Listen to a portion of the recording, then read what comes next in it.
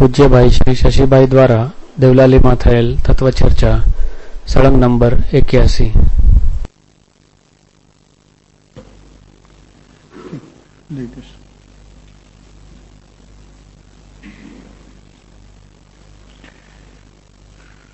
श्री समयसार आदि शास्त्र में अनेक स्थल में वेद ज्ञान का उपदेश दिया है, परंतु अवलोकन करने का उपदेश नहीं दिया है।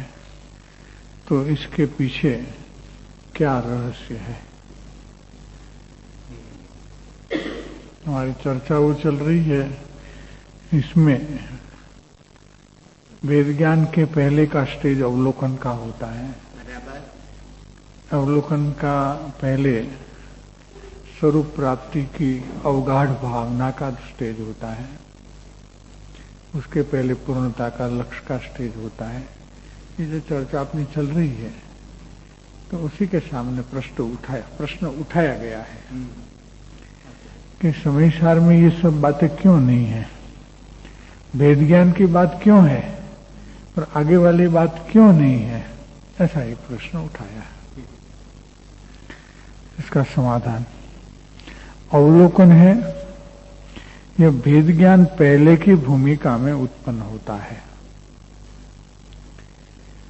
ऐसी भूमिका संपन्न मुमुक्षु को, जिसको अवलोकन चल गया हो या चल रहा हो, ऐसी भूमिका संपन्न मुमुक्षु को स्वानुभूति होने के लिए वेद ज्ञान का उपदेश आचार्य श्री ने किया है। ऐसी उच्च कोटि की मुमुक्षुता की भूमिका में आया हुआ जीव को वेद ज्ञान का उपदेश प्राप्त होते ही उसके फल स्वरूप स्वानुभव और सम्यक दर्शन की प्राप्ति हो जाती है। उस भूमिका में जो न आया हो, वो वेद ज्ञान का उपदेश तो पढ़ेगा, सुनेगा, लेकिन सम्यक दर्शन उसको होगा नहीं, क्योंकि वो वेद ज्ञान करने के लिए सक्षम नहीं है। वेद ज्ञान करने की इसकी योग्यता नहीं होती है। इसलिए वो पढ़ेगा, सुनेगा, लेकिन उसको फल मिलेगा नहीं।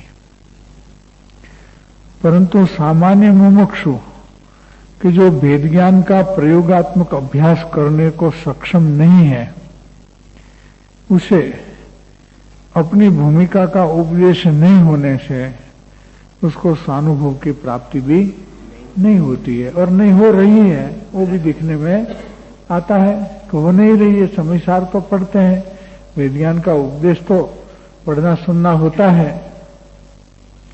गुरुदेव जैसे समर्थ महापुरुष ने ये सुनाया समयसार, फिर भी इसका फल क्यों नहीं आया?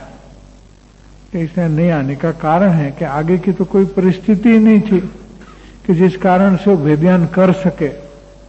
समझना एक बात है, वेद ज्ञान करना दूसरी बात होती है। तो ज्ञानी का ख्याल में ये फैक्टर नहीं रहता है?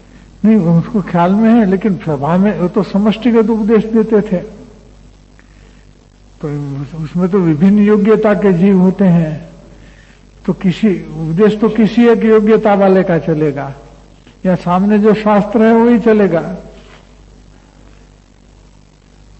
समयसार पढ़ेंगे तो समयसार की बात चलेगी, प्रवचनसार चलेगी तो प्रवचनसार की बात चलेगी।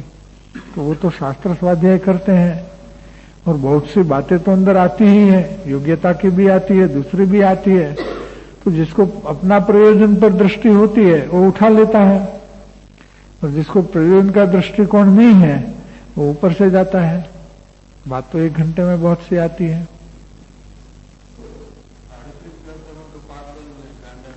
हाँ हाँ, नहीं, अनादि का जो अप्रतिबुद्ध है, अप्रतिबुद्ध मैंने अज्ञानी, पागल नहीं, अप्रतिबुद्ध मैंने अज्ञानी। तो मुमुक्षु तो जहां तक सम्यक दर्शन नहीं हुआ वहां तक अज्ञानी ही है। उपदेश तो अज्ञानी को ही देते हैं, ज्ञानी का उपदेश नहीं। समयसार अज्ञानी के लिए है, ज्ञानी के लिए नहीं है।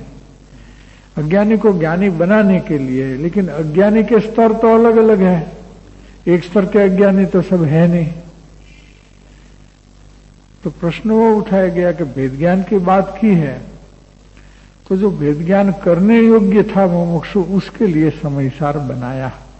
आचार्य महाराज ने कैसे अज्ञानी को लक्ष्य में रखा है कि जो अवलोकन के बाद भेद ज्ञान करने लायक हुआ है, उसको लक्ष्य में रह करके वो बात किया है, ये कहने का अभिप्राय है। अगर इस भूमिका वाला मुमुक्षु नहीं है तो वो सुनेगा पड़ेगा, लेकिन उसको प्राप्ति तो नहीं होगी, और हो नहीं रही है, वो भी प्रत्यक्ष दिखने में तो आता ही है,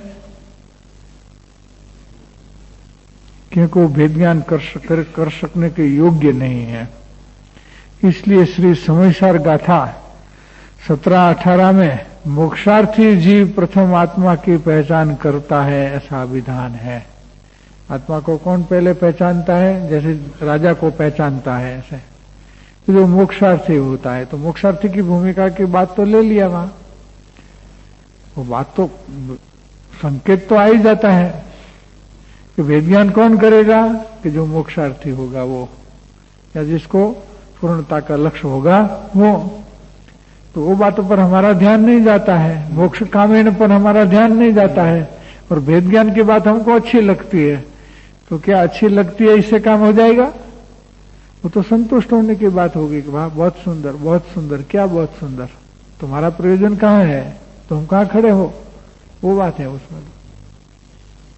वो कंडीशन है, वो फुलफिल करना पड़ेगा। कंडीशन है, वो फुलफिल करना चाहिए। हाँ, वो तो बात तो वैसे योग्यता बिना तो कोई ज्ञान प्राप्ति होती नहीं, तो योग्यता में तो आना ही चाहिए। हमारी भूमिका में दूसरा और प्रश्न है कि हमारी भूमिका में श्री समयसार आदि महान शास्त्रों पढ़ने से क्या लाभ हो या क्या नुकसान हो, और ऐसा संभाव्य नुकसान से किस तरह से बच सकते हैं, ऐसा एक प्रश्न उठाया है। कि वर्तमान में मुमुक्षु भूमिका प्राय जगन्य स्तर के देखने में आती है। अब जो मुमुक्षुओं का समूह दिखने में आते हैं वो प्राय जगन्य स्थल के मुमुक्षु है। जगन्य, मध्यम और उत्कृष्ट, 3 लेवे तो जगन्य स्तर की योग्यता वाले करीब करीब देखने में आते हैं। ऐसे मुमुक्षु को मुख्य रूप से जिसमें अपनी भूमिका के योग्य उपदेश हो, ऐसे ग्रंथ का वांचन और ऐसे स्तर की चर्चा विचारणा होती हो, ऐसे अन्य मुमुक्षुओं का सत्संग करना योग्य है। उनको क्या करना चाहिए? वो समयसार लेकर बैठ जाएगा तो क्या अनुभव हो जाएगा? क्या होने वाला तो नहीं है। तो उनको क्या करना चाहिए कि अपनी भूमिका का जो ग्रंथ हो उनका स्वाध्याय करें, या अपनी भूमिका की चर्चा चलती हो ऐसे अन्य मुमुक्षु के साथ सत्संग करें। नहीं तो अनधिकारी दशा में महान शास्त्र पढ़ते पढ़ते शास्त्र ही शस्त्र रूप हो जाता है। अर्थात अपनी कल्पना से शास्त्र का अर्थघटन जीव करता है तो उससे वो उन्मार्ग में चढ़ जाता है और दर्शन मोह का वृद्धिगत कर लेता है। इसलिए इस प्रकार के नुकसान से बचने के लिए आत्मार्थी होकर के यथार्थ सत्संग की उपासना करनी, यही हिता